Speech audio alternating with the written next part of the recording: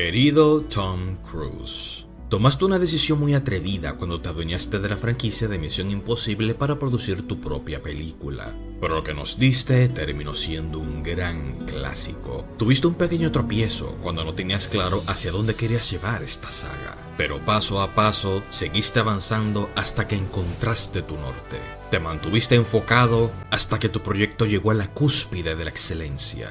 Vimos que ya se acercaba el final y aparentemente el viaje se estaba haciendo turbulento. Pero ahora que estamos aquí, nos toca ver tu misión más retadora: salir por la puerta grande. De entrada hago la advertencia de que quise tomarme mi tiempo con este video por una sencilla razón. Esta reseña hará de cuenta que ya viste la película Misión Imposible Sentencia Final, por lo que los temas que abordaré sí contendrán spoilers. Así que si todavía no la has visto, te invito a que guardes este video para que lo veas más tarde. De entrada, si puedo sacarle una idea a colación, es que honestamente, no esperaba que esta película tuviera un inicio que apelara a mi nostalgia. Como cualquier otra película de Misión Imposible, iniciamos con básicamente la autoridad dirigiéndose a Ethan Hunt para explicarle su siguiente gran misión. Pero la película aprovecha este momento para mostrarnos un montaje de lo que ha sido la gran trayectoria de esta saga desde sus inicios en 1996. Y no fue hasta ese punto que me di cuenta que Misión Imposible había sido una franquicia que había crecido conmigo, por lo que es inevitable sentir que ahora hemos llegado al cierre de un gran ciclo. Y solamente queda decir, damas y caballeros, qué franquicia nos hemos ganado con Misión Imposible. En esta octava parte de mi serie de reseñas sobre esta saga, finalmente les traigo mi comentario sobre la culminación de lo que se ha coronado como una de las sagas de acción y espionaje más importantes de nuestra generación: Misión Imposible, The Final Reckoning.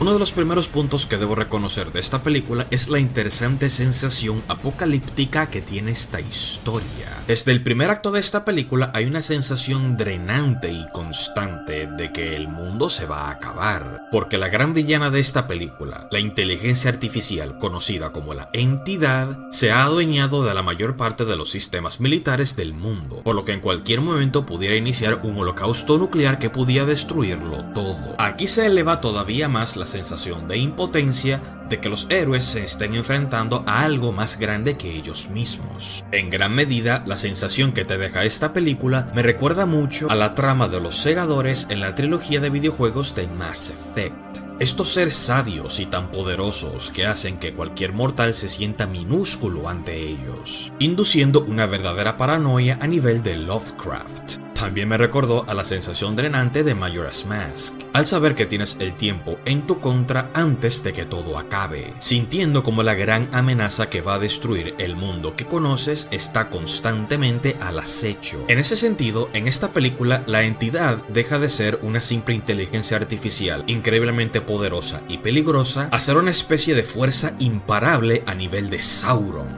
como ese virus que está infectando todo lo que conocemos, y que poco a poco la humanidad va perdiendo el control. También me resulta interesante cómo la película se atreve a evaluar cómo reaccionaría el mundo si realmente se viera ante una amenaza como esta, el conflicto geopolítico que se generaría entre las diferentes autoridades del mundo, las medidas desesperadas que se tendrían que tomar, y la desconfianza de no saber qué hará el otro bando. Incluso se atreve a plantear la idea de que surjan fanáticos que apoyan lo que la Entidad está haciendo, como si fuera esta deidad que está llevando a la humanidad hacia el camino correcto, porque es el fin que el mundo se merece. Sabía que esta película se atrevería a elevar el nivel de peligro hacia otro nivel, como la última gran aventura de Ethan Hunt, pero de verdad no esperaba que esta película se sintiera tan apocalíptica, y es una sensación drenante muy interesante para un thriller de espionaje. Y eso no solamente se ve reflejado a nivel de historia, sino incluso en la manera en que esta película retrata las secuencias de acción.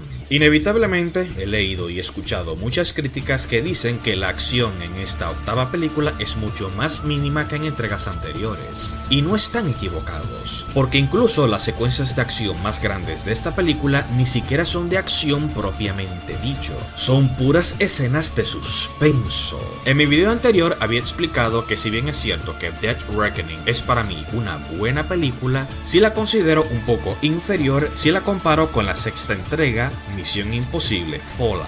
Pero no me había dado cuenta que solamente decía esto porque estaba partiendo desde la comparación. Y fue después de ver esta película que recordé la promesa que originalmente había hecho Tom Cruise. La idea de que cada película de Misión Imposible se sintiera como una cinta completamente diferente. Dead Reckoning y The Final Reckoning no son Fallout, pero es a propósito. Si nos sentamos a evaluar cada uno de los capítulos que componen esta saga, nos daremos cuenta que de alguna forma u otra todas las películas son diferentes. El thriller serio que nos dio Brian De Palma con la primera película es muy diferente al gran espectáculo de acción que nos dio John Woo. El thriller que nos dio J.J. Abrams con la tercera película es muy diferente a la aventura divertida y emocionante que nos dio Brad Bird con Ghost Protocol. Y si bien es cierto que las últimas 4 películas han estado dirigidas por el mismo director, Christopher McQuarrie igual tomaba decisiones cuidadosas para que cada entrega se sintiera diferente y tuviera su propio brillo.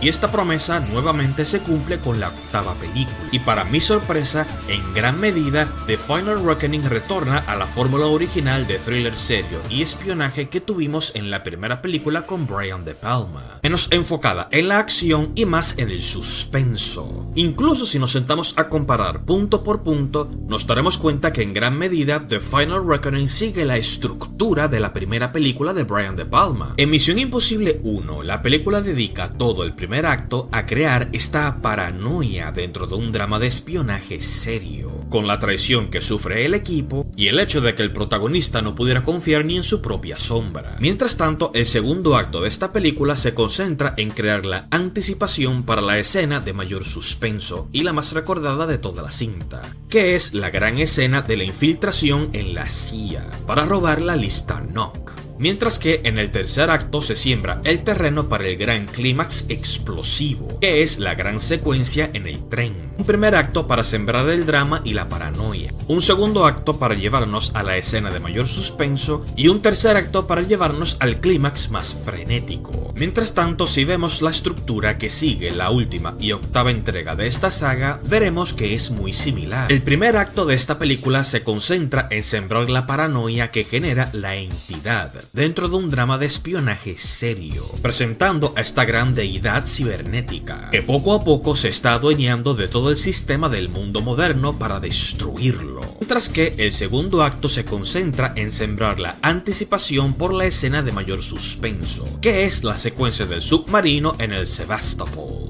Y, consecuentemente, el tercer acto es el que nos encamina al gran clímax explosivo, que es la secuencia de los aviones. 3 actos que cumplen un mismo propósito, cada uno con sus respectivos MacGuffin, uno con la lista NOC y otro con el pendrive que necesitan para detener a la entidad.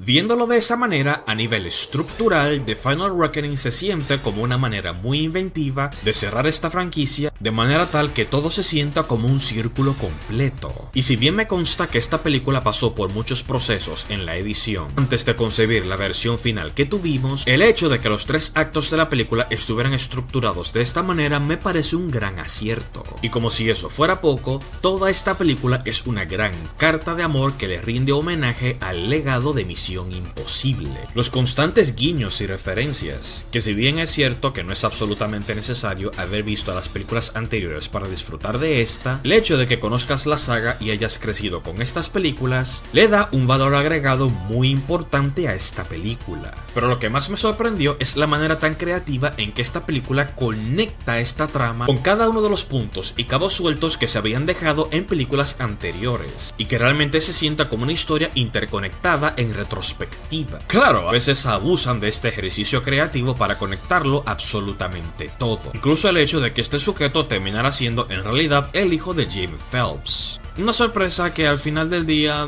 no hicieron mucho con esto. Pero fuera de todo eso, las demás conexiones sí las aprecio. Aprecio el hecho de que esta película volviera a traer al personaje de William Downlow, un personaje que fue bastante maltratado en la primera película, pero que aquí no solamente cumple con una función muy importante, sino que termina siendo un personaje muy interesante que tiene una buena química con el resto del reparto. Me encantó la idea de que esta película se atreviera a responder una pregunta que había dejado Misión Imposible 3: ¿de qué rayos era la pata de conejo? Claro, si damos una mirada hacia atrás nos daremos cuenta que realmente lo que es o no era la pata de conejo no era precisamente importante para la trama de Misión Imposible 3. Fue un punto dejado ambiguo a propósito, una manera que tenía J.J. Abrams de utilizar el MacGuffin para convertirlo en una caja de misterios. Pero si bien en su momento muchos asumimos que era una especie de arma biológica, esta película se atreve a tomar un elemento que se había dejado en la ambigüedad para explicar que este fue el verdadero origen de la entidad, un componente con el cual más adelante se terminaría creando esta inteligencia artificial mortífera que acabaría con todo. Lo interesante de estas conexiones es que no solamente hace que el resto de la saga se sienta más unificada, sino que en retrospectiva volver a ver todas estas películas se sentirá como un ejercicio mucho más entretenido, al saber de antemano hacia dónde se está encaminando todo. Sí, tal vez algunos me llamen hipócrita, pues este fue un elemento que critiqué duramente en la película The Spectre con Daniel Craig, pues esta fue la película que intentó conectar las historias de Casino Royale, Quantum of Solace y Skyfall para aparentar que todo este tiempo la organización de Spectre siempre estuvo detrás de todo. Pero la única razón por la que lo acepto aquí es porque siento que esta película lo manejó mucho mejor. En Spectre intentaron conectar amenazas que claramente estaban siguiendo su propia agenda, y el hecho de que todo el sufrimiento de Bond fuera orquestado por Ernst Stavro Blofeld es tan inverosímil que resulta hasta infantil. Sin embargo, Misión Imposible aprovechó esta oportunidad única para tomar elementos ambiguos que se habían dejado como cabos sueltos para unificarlos en una forma que igual dentro de lo inverosímil se puede considerar relativamente creíble. Así que llámenme loco, pero en cuanto a interconectar una saga en retrospectiva se refiere,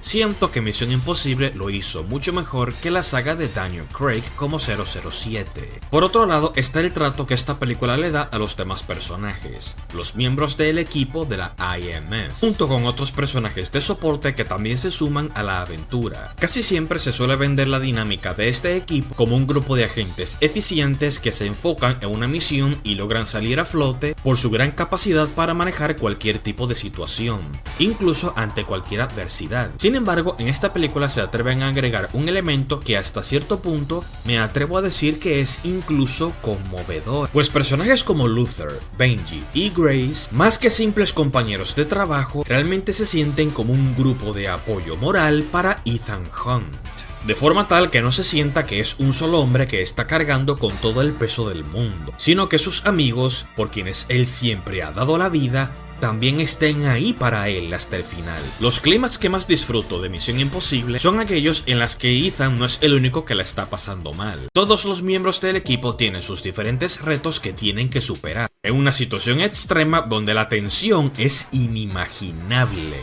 También me sorprende que por primera vez el personaje de Ethan Hunt tiene el respaldo de las autoridades y no es un fugitivo. Se darán cuenta que con la excepción de la segunda película, en casi todas las películas de Misión Imposible, Ethan Hunt se convierte en un fugitivo, siendo desautorizado por la CIA y por la misma IMF por ir en contra de las reglas. Sin embargo, en esta película, Ethan no solamente tiene todos los recursos del gobierno a su disposición, sino que tiene la autorización directa de la presidenta de los Estados Unidos. Es un cambio de ritmo interesante que nuevamente nos dice a nosotros como audiencia que estamos ante una situación tan extrema que las grandes potencias no tienen otra alternativa que confiar en Ethan Hunt para que cumpla con su misión. Ya aquí estamos en territorio de Metal Gear Solid Guns of the Patriots, aunque claro, admito que no todas las dinámicas de los personajes funcionan para mí. Y aquí tengo que traer a colación el villano físico de la película, que es Gabriel. En la película anterior sentí que Gabriel fue un personaje interesantísimo, pues más que un lacayo de la entidad, era una especie de adorador de este dios cibernético, la cual había elegido a este ángel de la muerte para que fuera su gran emisario. El personaje proyectaba un fanatismo y una confianza en su dios todopoderoso, hasta cierto punto lo hacían un villano magnético. Sin embargo, debido a que a Gabriel básicamente le falló a la entidad, en esta película Gabriel ha sido desterrado de su plan. Y ahora, al igual que todo el mundo, quiere adueñarse de la entidad para controlarla. Personalmente siento que esto hace a Gabriel un villano mucho menos interesante que la película anterior, pues desde que lo pones en esta posición, automáticamente lo conviertes en el clásico antagonista que es malo porque sí. Fuera de eso, el personaje no tiene más nada que ofrecer. Hasta ahora, los mejores antagonistas de la saga siguen siendo Owen Davian y Solomon Lane. Así que sí, soy de los que piensa que Gabriel es lamentablemente uno de los puntos flojos que tiene la cinta. Aunque igual no dejo de guardarle rencor por ser el hombre que asesinó a Ilsa Faust, por lo que el momento en el que lo derrotaron no dejó de ser absolutamente delicioso. Y por supuesto, no podemos hablar de esta película sin hablar de las dos secuencias más grandes de las que se seguirán hablando en la posteridad, que son la secuencia del submarino y la de los aviones, cada una tan grandilocuente y espectacular por diferentes razones. Tendría que verla de nuevo para confirmarlo, pero creo que personalmente la secuencia del submarino es mi favorita. Por un lado sí, regresa la tradición de tener una secuencia de puro suspenso y bastante drenante, en la que cualquier cosa que pudiera salir mal sale peor. Por un lado es una secuencia escalofriante, pues tenemos a nuestro agente adentrándose básicamente a lo que es un submarino fantasma. Ya de por sí eso le aporta un aire bastante tétrico a esta secuencia. Por otro lado, indudablemente está el aspecto visual. Apreciar esta secuencia en el cine se sintió como lo más cercano a ver una gran producción de James Cameron dentro de una aventura de espionaje como Misión Imposible. La escala es absolutamente masiva y espectacular,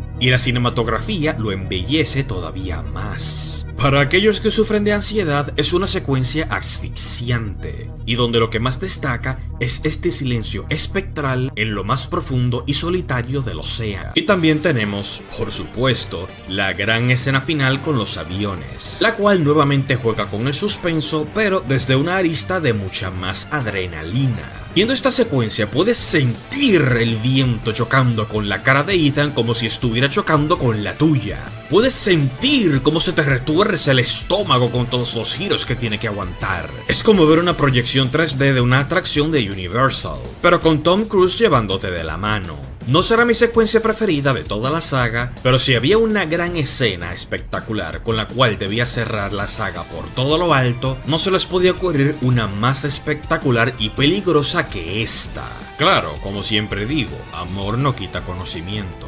No todo en esta película funciona de maravilla. No soy de los que se suele quejar si una película es demasiado larga o demasiado corta, pero sí siento que en ese primer acto pudo haberse hecho algunos arreglos de forma tal que toda la exposición que nos brinda la cinta no se sintiera tan pesada. Personalmente me disfruté cada segundo, pues como fan de las cintas de espionaje con tramas complicadas y como fan de Misión Imposible, estoy más que acostumbrado a este tipo de embrollos, pero puedo entender por qué sería demasiado pesado para una audiencia masiva. Así que sí entiendo que pudieran haber hecho algo para que toda esta porción se sintiera más compacta.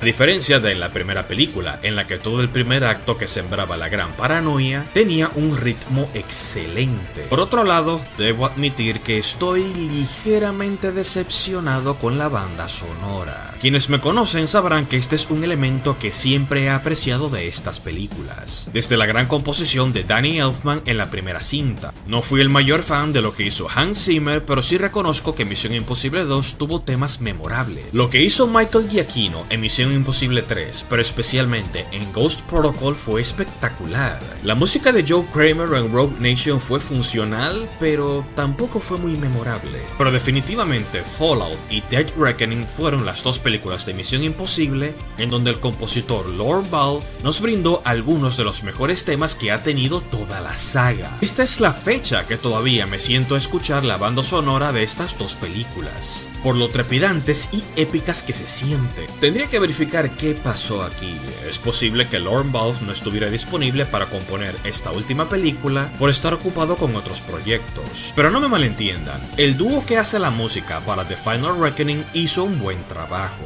Viendo la entrevista de McQuarrie en el podcast de Happy Sad Confused, me enteré que Max Arush y Alfie Godfrey fueron compositores que básicamente llegaron a la película a último minuto, para aportar una música que funcionara para la película. Y ese es el punto. La música simplemente se limita a ser funcional. Es una música que funciona muy bien con las escenas en las que se escucha, pero no ofrecen temas tan memorables que se queden contigo después de haber visto la película. Naturalmente, el que más se te va a quedar es el tema principal de Misión Imposible que había compuesto Lalo Schifrin, y es el tema clásico de toda la vida, el cual tiene una muy buena versión para The Final Reckoning. Pero el resto de la música simplemente siento que está bien. De verdad hubiera preferido que Lorne Balfe volviera una vez más. Y si no, la segunda mejor opción era Michael Giacchino. Otro punto con el cual admito que tengo sentimientos encontrados es con el final de la cinta. Y es precisamente por el hecho de que técnicamente no se siente como un final. La película es conclusiva, sí, pero se siente más como un cierre de esta aventura que como un gran cierre de toda la saga de Misión Imposible con Tom Cruise. Puede que esto haya sido a propósito, no quieres que tu saga tenga un cierre tan definitivo que te cierres a ti mismo las puertas para intentar explorar la saga desde otra arista, pero tampoco quieres dejarlo tan abierto que sientas como si realmente no hubiera concluido nada. Si pudiera describir este final con una sola palabra, diría que es balanceado. La película es lo suficientemente satisfactoria que si la saga acaba aquí, estaría bien, y al mismo tiempo es lo suficientemente abierto como para entender que Ethan Hunt pudiera seguir teniendo nuevas aventuras, aunque personalmente no creo que lleguen. Tom Cruise ha sido muy serio cuando dice que quiere explorar otros proyectos fuera de esta saga. El sujeto ya tiene 62 años, pero se nota que le queda más vida que nunca. Sin embargo, dudo que quiera pasar las últimas décadas de su carrera haciendo exactamente lo mismo. Tom Cruise nos ha dado demasiado a esta saga, y creo que se ha ganado el derecho de explorar otros horizontes. Evidentemente, Misión Imposible es una saga demasiado grande como para que no la vuelvan a explorar dentro de unos años. Pero es muy probable que el día que volvamos a ver el título de Misión Imposible ya sea con un rostro diferente, que no necesariamente sea Tom Cruise. Pero ya eso es un tema para otro video. Si bien es cierto que Misión Imposible ya existía como una exitosa serie de televisión con múltiples personajes que se caracterizaba por la rotación de su reparto, en las películas fue diferente, pues Tom Cruise se ha vuelto la cara de Misión Imposible a un nivel tan importante que a estas alturas es difícil imaginar la saga sin él. Sería como imaginar una película de Indiana Jones sin Harrison Ford. Pero de nuevo, todas estas son preguntas para la posteridad. Ahora mismo solamente toca mirar toda la trayectoria de estas películas y decirle a Tom Cruise, gracias. Gracias por pedirnos que confiáramos en ti una última vez. Gracias por regalarnos una franquicia que superó sus propias expectativas. Gracias por regalarnos ese gran escapismo que a veces hace tanta falta en este mundo. Gracias por encender esta mecha y pedirnos que te acompañáramos en esta gran carrera antes de que el mensaje se autodestruya en 5 segundos. Damas y caballeros, con ustedes, la gran franquicia de Misión Imposible.